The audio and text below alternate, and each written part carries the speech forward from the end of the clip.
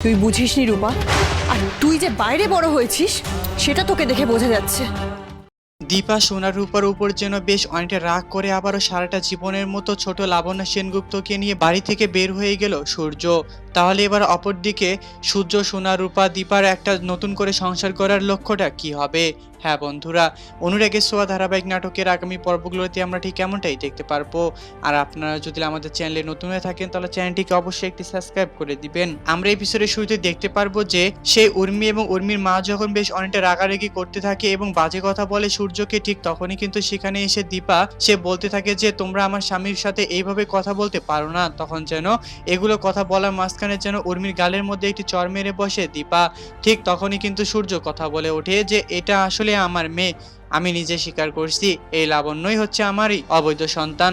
তখন যেন দীপা এই কথাটা কোনোভাবে বিশ্বাস করতে না পারলে সে সূর্যের সামনেই চোখে চোখ রেখে বলতে বলে, কিন্তু সূর্য কোনোভাবেই সেই কথাটা বলতে পারে না। তারপর ছোট লাবণ্যকে নিয়ে আবারও সারাটা জীবনের মতো বাড়ি থেকে বের হয়ে যায়।